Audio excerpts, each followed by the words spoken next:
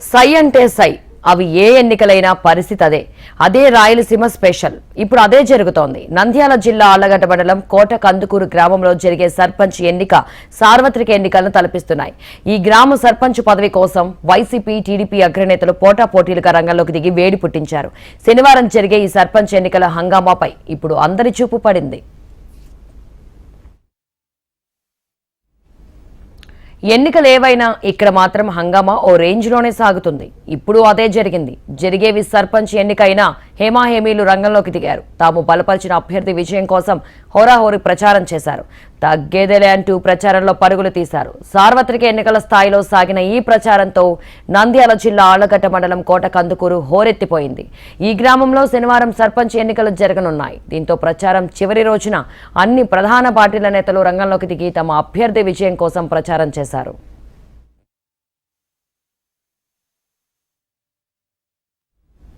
కోట కందుకూరులో మొత్తం 3245 మంది ఓటర్లున్నారు. పోలింగ్ కోసం 2 కేంద్రాలు ఏర్పాటు చేశారు అధికారులు. సర్పంచ్ బరిలో 5 అభ్యర్థులు రంగంలోకి దిగారు. వైసీపీ నుంచి నల్లజన లక్ష్మీదేవి, టీడీపీ నుంచి ఆర్ల నాగ శ్రీనివాసులు, ఆమ్ ఆద్మీ పార్టీ అభ్యర్థిగా ఆలీ సాహెబ్ కాగా మరో 2 ఇండిపెండెంట్లుగా బరిలోకి దిగారు. అభ్యర్థులు 5 మంది ఉన్నా ప్రధాన పోటీ మాత్రం అధికార, ప్రధాన ప్రతిపక్షాల మధ్య కొనసాగుతోంది.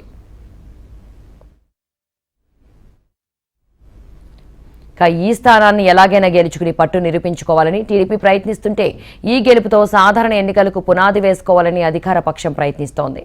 అసలే ఒకప్పుడు ఫ్యాక్షన్తో పూర్తిగా ప్రభావితమైన ప్రాంతం కావడంతో ఫలితం ఎలా ఉండబోతోందోనని, ఫలితం వచ్చిన తర్వాత ఏం జరగబోతోందో అన్న ఆసక్తి సర్వత్రా నెలకొంది.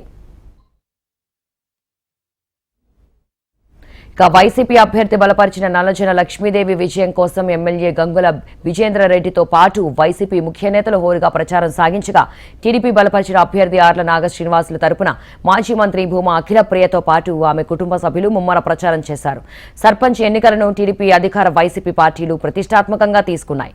దీంతో ప్రచారం ఓరెంజ్లో జరిగింది. టీడీపీ బలపరిచిన అభ్యర్థి మొన్నటి వరకు ఎమ్మెల్యే విజయేంద్రనాథ్ రెడ్డికి సన్నిహితంగా ఉండడం కొనమెరుపు. అయితే అనుకోని కారణాల వల్ల వైసీపీని వీడి టీడీపీ తీర్థం పుచ్చుకున్న శ్రీనివాసులు ఆ పార్టీ అభ్యర్థిగా నామినేషన్ దాఖలు చేశారు.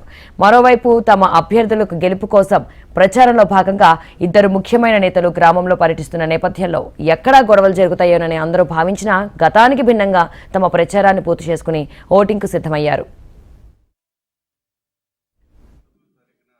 జరగబోయే సర్పంచ్ బై ఎలక్షన్లలో కందుకూరు నుంచి మా అభ్యర్థి వరలక్ష్మి పోటీ చేయడం జరుగుతుంది. నరజన వరలక్ష్మి ఆమెకి కంపగుర్తు అలాట్ చేయడం జరిగింది. ఆమెకి మద్దతు కోరడానికి గ్రామానికి రావడం జరిగింది. మా కార్యకర్తలందరూ కూడా ఇక్కడ సమావేశమై అందరం కూడా ప్రతి ఇంటికి వెళ్ళి డోర్ టు డోర్ క్యాంపెయిన్ ఆమె తరఫున చేయడం జరుగుతుంది. ప్రతి ఇంటికి కూడా వెళ్ళి ఓటు అభ్యర్థించి వాళ్ళకి ఏ విధంగా ఈ ప్రభుత్వం ఉపయోగపడింది, రేపు రానున్న కాలంలో మన అభ్యర్థిని గెలిపిస్తే ఈ గ్రామానికి మరింత మేలు చేసే అవకాశం దొరుకుతుందని వారికి వివరిస్తూ ముందరికి వెళ్ళడం జరుగుతుంది. వాళ్ళందరూ కూడా సానుకూలంగా స్పందిస్తూ వారి మద్దతు తెలపడానికి పూర్తిగా ముందరికి వస్తామని చెప్పి స్వయంగా వాళ్ళ ఉత్సాహంతో చెప్పడం జరుగుతూ ఉంది. ప్రతి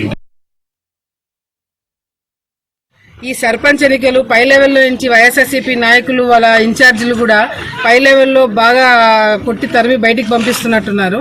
అందుకే ఈరోజు రోడ్లు పట్టుకొని మొత్తము గ్రామం అంతా తిరిగి చూడడం జరుగుతుంది.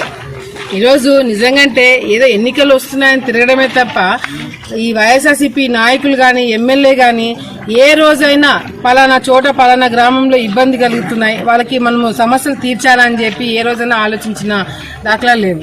ఈరోజు కొత్తగా హామీలు ఇస్తున్నారు. ఈ 4.5 సంవత్సరాల్లో చేయలేని పనులు ఈ 2-3 నెలల్లో చేసేస్తారంట. ఏ విధంగా చేస్తారు, ఎక్కడి నుంచి డబ్బులు వస్తాయని చెప్పి కూడా మేము ప్రశ్నిస్తున్నాం.